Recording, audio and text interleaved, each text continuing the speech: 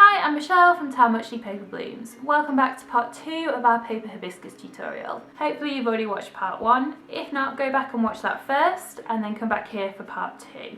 So the next stage is to cut your wire to the right length. So measure out how high you want that to be, but bear in mind that that will stick out of the top of the flower as well. So you might want to allow a little bit extra. And then I've just cut out a square of the same pink coloured crepe paper and stretch that all the way out. That's also marked on the template for you to cut around. I'm just attaching that to the wire with a little bit of glue and just covering the end of the wire. And then I'm just going to dust a little bit of the purple pan pastel over the top just to finish that off as well. The next stage is to cut out a strip of the crepe paper. Again, you'll find that on your template. Again, we're going to stretch that all the way out. And I want to create a fringe with that. So this is quite a narrow fringe, so it's going to be quite fiddly. So just take your time. And you can fold this over a few times, which will just help to speed up the process for you. But you just want to cut lots of little strips into that layer of fringing.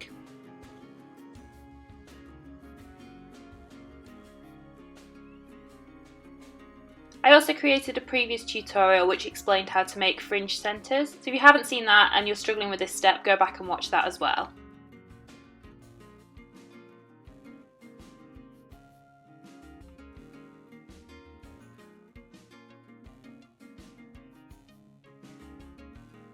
And then you can just open it up and check that everything is cut properly, and if not, just go in and tidy up any bits that have been missed by the scissors. And you want to run a thin layer of glue all down one edge. So to attach it, we're going to start right at the very top of the wire where we covered it with paper, and you want the fringed edge facing upwards, so that as you start to twist that around the wire, you'll create these pieces that are sticking outwards in a V shape. And you can wrap those quite tightly to get more of a tight fringe if you prefer, or you can keep them loose. So to attach the petals, first of all you need to get everything prepared ready. So you want to put some glue onto the base of the stem at the bottom of where the fringe is, so that that starts to go tacky while you're preparing everything else.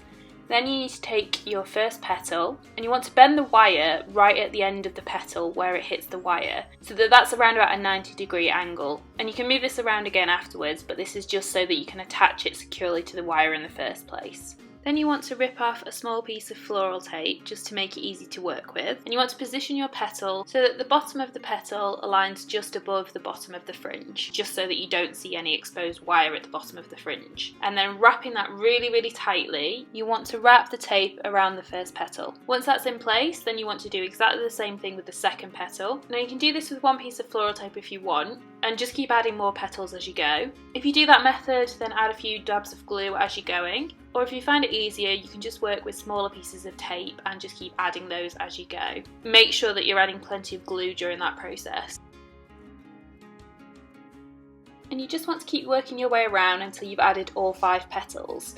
And they should all line up so that the bottom of each petal is at around about the same height. If you don't get the positioning quite right as you're applying them, don't worry, because you can then mould them into place afterwards. But aim to roughly space them in around about 1/5 of a circle.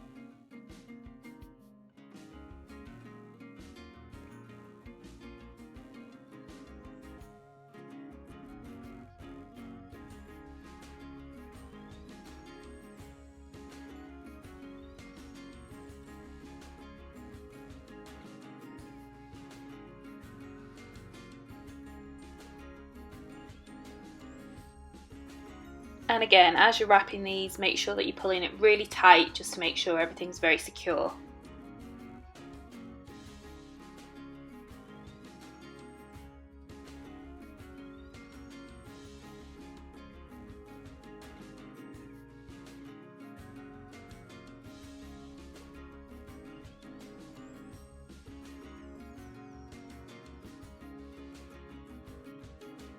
Once you've attached all 5 petals, wrap your floral tape around really tightly several times just to make sure everything's completely stuck, and then just to hold all of the wires in position.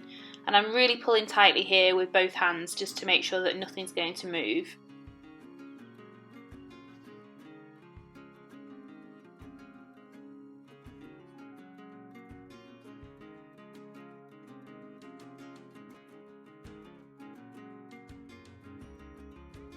Once you're happy that's all secure, you can then start to wrap the rest of the stem. So just work your way down, twisting the wire and pulling the tape with the other hand.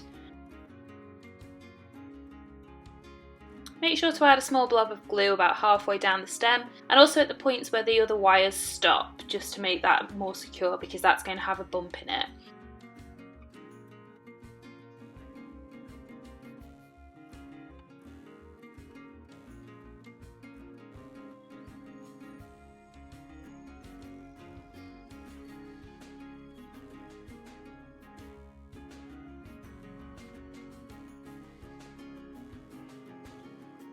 Anywhere that you have a bump because of the end of the wire, you can wrap a few extra layers of tape around that to start to even it out. And when you get to the bottom of the wire, you want to wrap the very end to avoid the sharp edge, and then you can work your way back up, which will again start to even out any of the bumps, and just add extra layers in any places that need them.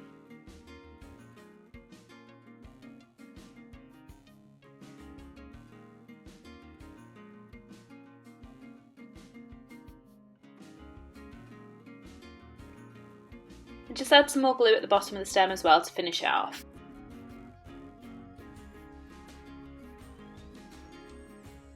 Now you can go back in and reposition all of your petals to make sure they're in the right place. So as I say, they should be split into about fifths, but it doesn't matter if they're not perfect, because obviously in nature they wouldn't be exactly symmetrical either. So just work your way around positioning those until you're happy with them. Make sure that you've got a nice bend in each of the petals as well.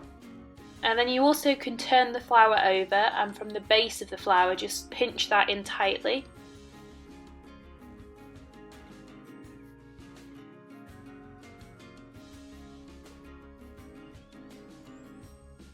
Next we're going to cut out our calyxes. So you'll need your green crepe paper, and you need to stretch that all the way out. And then I would suggest to cut out about 9 of these calyxes. You can use more or less if you prefer, depending on the size of your flower, but try it with 9 and see how you go. So once you've got those cut, you just want to bend those so that they've got a nice curl on them, and you can do that either with a cocktail stick or with a piece of off-cut wire. Then you want to go back in and add some glue to them, and that's on the outside of the calyx so that it will curl away from the flower when it's attached. And then you just want to attach those one by one onto the flower, and they should line up around about with the top of your floral tape, but if there are some gaps you can just go back in and refill it later. And you want to work your way around the flower, just covering up the very bottom of each of the petals and making sure there's no gaps.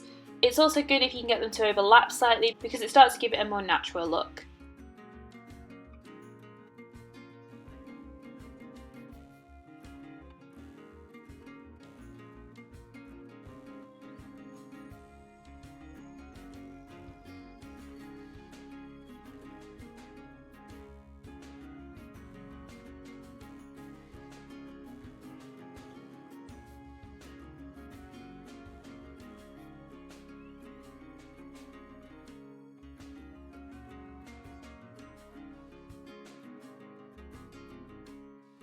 And then you can just take another piece of floral tape and just wrap that around to finish off the flower.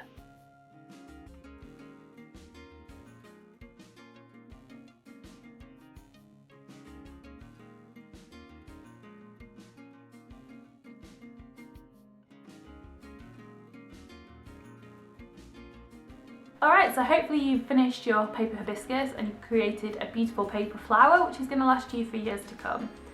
I would love to see how you've been getting on with your paper flowers, so please do share them with me on Instagram. My Instagram account is @tarmuchley_paperblooms, and you can use the hashtag #TarmuchleyPaperblooms. If you do share your photos, I'd love to be able to share them with the paper flower community there too. If you like this video, then please do hit the thumbs up button, it really does help me out. And make sure that you're subscribed so you get a notification when the next video goes live. So if there's any particular flower or technique that you'd like to see, then please let me know in the comments box below, and I'll do my best to prioritise those for you. Tarmuchley for being here to celebrate life's special moments with me.